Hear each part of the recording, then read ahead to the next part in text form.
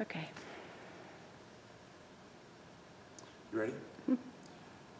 Hi, welcome to The Vine. This is video number 7. We're looking at chapter 6 in Greg Ogden's book, Discipleship Essentials, which is on worship. And we're here in our sanctuary here at Stanley Pres. And if you're watching this, you've probably spent dozens, if not hundreds of hours in here in worship. What is worship? What is it all about? Does it just happen in a sanctuary? Worship begins with an emptying of ourselves and a looking to God, making ourselves subject to what God is doing, giving Him praise, giving Him glory, giving Him honor. One of the verses that Greg talks about is in Revelation 4, verse 11. It says, "Worthy are you, our Lord and God, to receive glory and honor and power. For you have created all things, and by your will they existed and were created." It's a great summary of worship. That God has made all things, He's created all things, He is redeeming all things, renewing all things, and He is renewing and redeeming you and me, and so He is worthy of our glory, honor, and praise. It simply comes down to this. Who do we worship? Human beings are wired to worship something or someone. And we either worship ourselves, or we worship a job, or we worship another person, or we worship an ideal or an idea. Anything we worship other than God falls short. And that's the very first commandment that God gives us. You shall have no other gods before me. Let me make 2 points about worship, building upon what Greg has said. Number one, worship does just not happen in a sanctuary. We are to be worshiping constantly, everywhere, all the time, seeking what God is doing, seeking who God is, reveling in His character, reveling in His Word. The Westminster Catechism teaches what is the chief end of man. And the chief end of man is to enjoy God forever and give Him glory.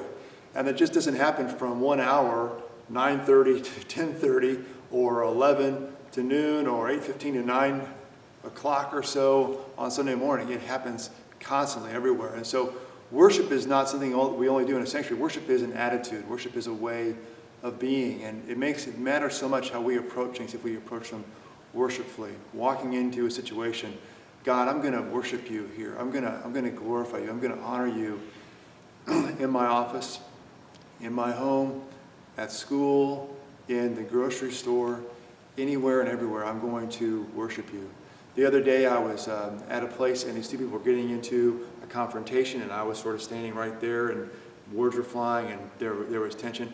And I just found myself just praying and saying, Lord, would you be glorified here? Would you be honored here by what happens? And it was a place that seemed like a pretty unworshipful place, but in that space, God directed me, worship me here, worship me here. The second point that I want to make about worship is worship is about God in the sanctuary. And it may seem somewhat obvious, but I think we come into worship with the expectation. We sit in chairs, we sit in rows, there's some dude up front talking, saying things, and it's like you're going to a show. In fact, it bears a striking resemblance to going to see a movie, or going to a play, or listening to a speaker, or a performer. We have incredible musical talent, and so we tend to make it about us, that we're here to watch someone else do something and put on a product and put on a show, or they're the ones worshiping and we're just sort of watching what they do. Kierkegaard had something that he called the theater of worship. He was a Danish philosopher, a Christian, and Kierkegaard said that in worship we totally have it backwards. In worship there is an audience of one, and that is God, and we are there to show our praise, to show our glory, to show our honor to Him. It is not the other way around. We're not there to be entertained. We're not there to be persuaded or informed. We are there to worship Him. So if we have on a Sunday morning in one service 300 people or so, that's not our audience. You're not our audience. God is our audience. And so as we open our minds up and our hearts up to what worship truly is, it brings this whole total other dimension of life. And worship is something we can look forward to doing for all eternity as we are around the throne of God and working for Him in eternity.